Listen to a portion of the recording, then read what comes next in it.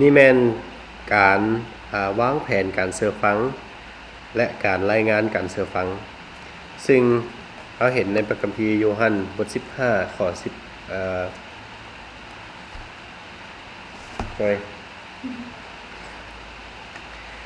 นี่แม่น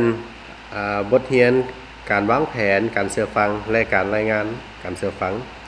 ซึ่งเราได้เห็นอยู่ในพระคัมภีร์โยฮันบทที่ข้อ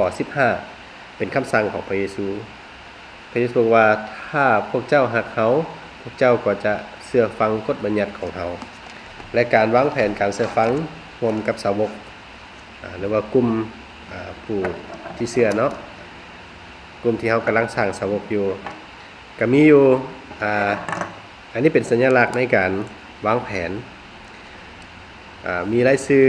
สาวกเนาะอย่างที่เนาะเราจะเห็นเป็นแบบนี้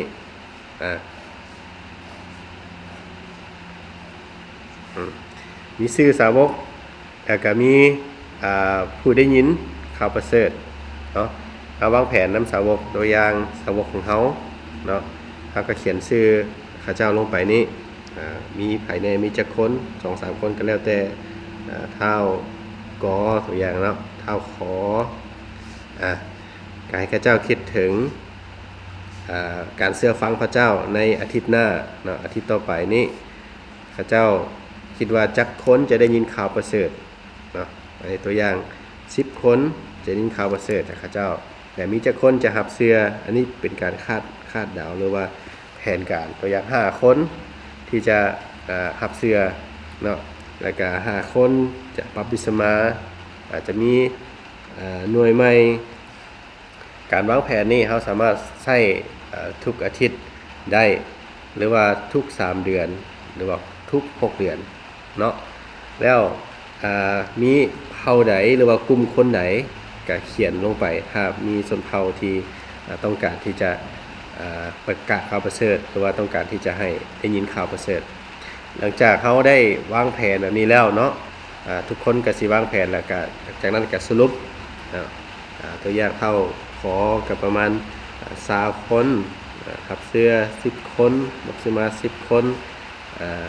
หน่วยหนึ่งตัวอย่างชนเผ่าแล้วแต่ข้าเจ้าที่จะใส่เนาะหลังจากนั้นเราก็สรุปบวกกันลงมา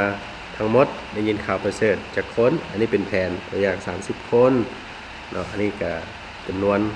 ทั้งหมดเนาะรวมพี่เนาะแล้วก็ขับเสื้อ15ในตัวอย่างแล้วก็บัพติศมา15แล้วก็มี2หน่วยจะมีอันนึงจะมี2เผ่าอันนี้คือเขารวบรวม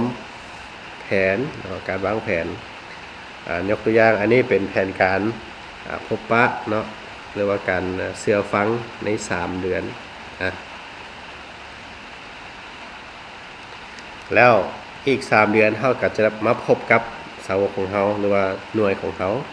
ซึ่งเขามีแผนที่จะออกไปเป็นพยานเนาะแล้วก็เลยอธิษฐานเพื่อแผนการนั้นแล้วหลังจากนั้นกลับมาหลังจากกลับ3เดือนแล้วกลับมาพบกันเขาก็เลยให้เฮ็ดรายงานการเชื่อฟังบัดนี้การเชื่อฟังที่เขาได้วางแผน3เดือนก่อนนั้นคือเก่าเนาะคือกันเขาก็เฮ็ดคือกันนี่ก็เขารายงานเขาก็รายงานตามที่เขาได้